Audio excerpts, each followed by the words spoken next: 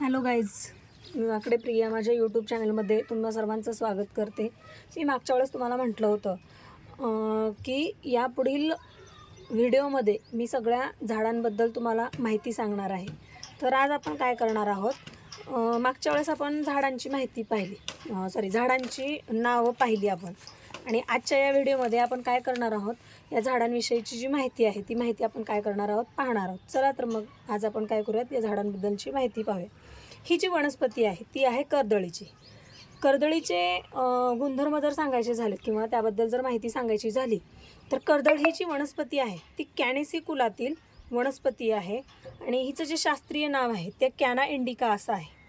ही मूळची West Indies आणि मध्य व दक्षिण अमेरिका येथील ही कर्दळ वनस्पती आहे. कर्दळ ही मोठी बहुवर्षायू आणि शोभादायक वनस्पती असल्यामुळं भारताच्या बागेमध्ये तिच्या ज्या अनेक प्रजाती आहेत ते प्रजाती आपल्याला पाहायला मिळतात किंवा आढळतात. कर्दळीचं पान साधं आणि आकारानं कसं असतं, ते मोठं असतं आणि याची जी फुलं आहेत ती अनियमित द्विलिंगी जोडीने लाल कलर, शेंद्री कलर किंवा मिश्र रंगाची याची जी फुलं आहेत ते आपल्याला पाहायला मिळतात. याच्या ज्या बिया आहेत त्या काळ्या, लहान आणि गोलाकार आकाराच्या असतात. त्यामुळं या वनस्पतीला इंडियन शॉट असं देखील म्हटलं जातं. याच्या बिया म्हणजे कर्दळीच्या ज्या बिया आहेत त्या जखमा भरून काढण्यासाठी या बियांचा उपयोग होतो. त्याचबरोबर दागिने बनवण्यासाठी या कर्दळीच्या बियांचा उपयोग होतो. ही झाली कर्दळ वनस्पतीची माहिती. या पुढची जी वनस्पती आहे ती आहे टिकोमा. टिकोमा म्हणजे याला आणखीन एक नाव आहे टेकोमा स्टॅन्स. ही जी वनस्पती आहे ती ट्रम्पेट वेल कुटुंबातील फुलांच्या बारमाही झुडपाची एक प्रजाती आहे. बिग्नोनियासी जी मूळ अमेरिका आहे, सामान्य नावामध्ये जर सांगायचं झालं पिवळा ट्रम्पेट बुश, पिवळा घंटा आणि पिवळा वडील आले थॉमस यांचा समावेश होतो. आणि टेकोमा स्टॅन्स हे युनायटेड स्टेट व्हर्जिन आयलंडचं अधिकृत फूल आहे आणि बहामासाच्या फुलांचं प्रतीक म्हणून या टिकोमा वनस्पतीला काय केलं जातं, ओळखलं जातं. त्याच्यानंतर ही जी वनस्पती आहे ती ग्रीन सायप्रस. ग्रीन सायप्रसचं जे वृक्ष आहे जर तुम्ही पाहिलात, तुम्हाला हा जो सायप्रस वृक्ष आहे तो शंकूच्या आकारासारखा दिसतो आणि त्याच्या शंकूच्या आकाराच्या ह्याच्यामुळं ही जी वनस्पती ग्रीन सायप्रसची वनस्पती आहे ती खूप छान दिसते. सधारित आणि दीर्घ आयुष्यासाठी या ग्रीन सायप्रसला काय केलं जातं, ओळखलं जातं. ही जी सायप्रसची झाडं आहेत ती सुवासिक लाकडांसाठी देखील काय केली जातात, ओळखली जातात. त्याचबरोबर फर्निचर असतील किंवा संगीत वाद्य असेल, आवश्यक तेल बनवण्यासाठी म्हणजे विविध उत्पादनं बनवण्यासाठी या ग्रीन सायप्रसचा काय केलं जातं, उपयोग केला जातो. त्याचबरोबर सायप्रसची जी झाडं आहेत त्याच्या आकर्षक स्वरूपामुळं आणि विविध वाढत्या म्हणजे कुठलीही कशी जर परिस्थिती असेल तर त्या परिस्थितीमध्ये त्याची जी वाढण्याची क्षमता आहे ती खूप जास्त असल्यामुळं लँडस्केपमध्ये याला आपण म्हणजे बागेमध्ये लँडस्केपमध्ये सजावटीच्या वनस्पती म्हणून देखील या ग्रीन सायप्रसला काय केलं जातं,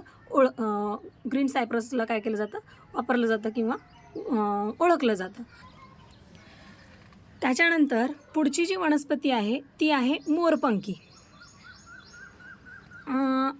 अनेक लोक काय करतात, सजावटीसाठी झाडं लावत असतात, हे तर आपल्याला सगळ्यांना माहितीच आहे.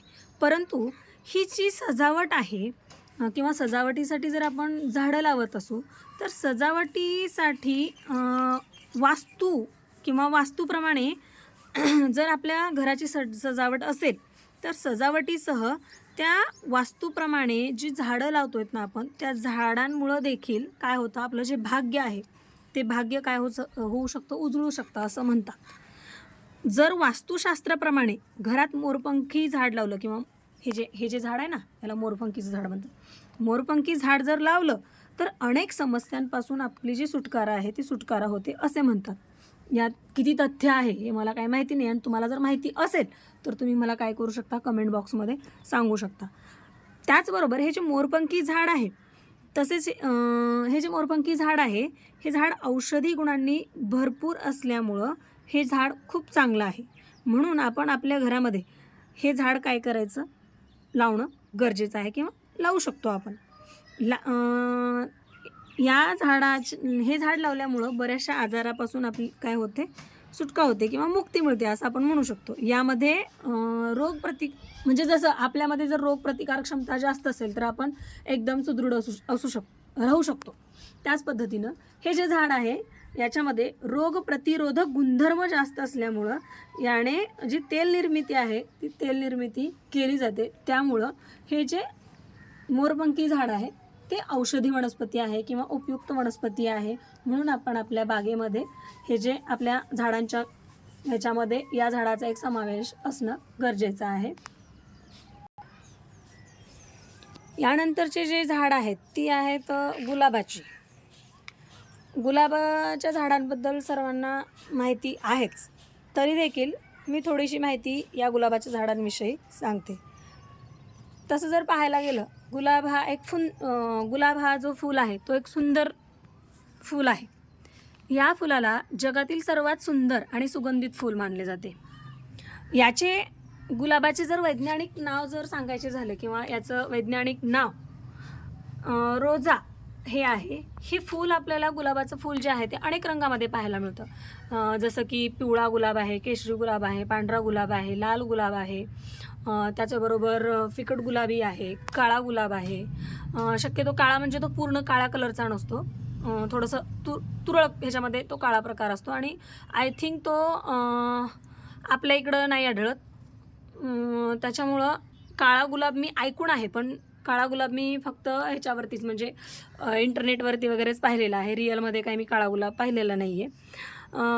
त्याचबरोबर जर या गुलाबाच्या जर जाती सांगायचं झालं तर जगभरामध्ये गुलाबाच्या 100पेक्षा जास्त प्रजाती आपल्याला आढळतात.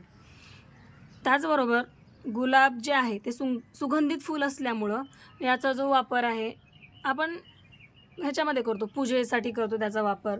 त्याचबरोबर गुलाबापासून आपण गुलाबजल तयार करतो, गुलकंद तयार केलं जातं, अत्तर बनवलं जातं, त्याच्यानंतर शरबत तयार केलं जातं. इत्यादी गोष्टी ज्या आहेत त्या गुलाबापासून आपण काय करू शकतो, बनवू शकतो. याशिवाय काही जे आयुर्वेदिक औषधी आहेत ते आयुर्वेदिक औषधं बनवण्यासाठी आपण या गुलाबाचा काय केलं जातो, या गुलाबाचा वापर जो आहे तो वापर केला जातो. किंवा गुलाबाच्या पाकळ्यांचा जो उपयोग आहे तो गुलाबांच्या पाकळ्यांचा उपयोग केला जातो. त्याचबरोबर आपण घर सजवण्यासाठी गुलाबाच्या फुलाचा उपयोग करतो. किंवा कोण जर आपल्याकडे पाहुणे वगैरे आले असतील तर त्यांच्या स्वागतासाठी गुलाबाच्या फुलांचा उपयोग केला जातो. असे बरेचसे जे उपयोग आहेत ते गुलाबाच्या फुलाचे आहेत. यानंतरची जी पुढच्या वनस्पती आहेत या पुढच्या वनस्पतींबद्दल देखील मी तुम्हाला माहिती सांगणार आहे, परंतु आपला जो व्लॉग आहे तो खूप मोठा होत चाललेला आहे. त्यामुळं आज काय करूयात, आपण इतक्या झाडांची माहिती पाहिलेली आहे. या पुढच्या व्लॉगमध्ये आपण काय करूयात, हे जे राहिलेले झाड आहेत ना, या राहिलेल्या झाडांची माहिती आपण पाहूयात. आजचा व्हिडिओ तुम्हाला कसा वाटला? छान. जर तुम्हाला आजचा व्हिडिओ आवडला तर लाईक करा, शेअर करा आणि सबस्क्राईब करा. धन्यवाद.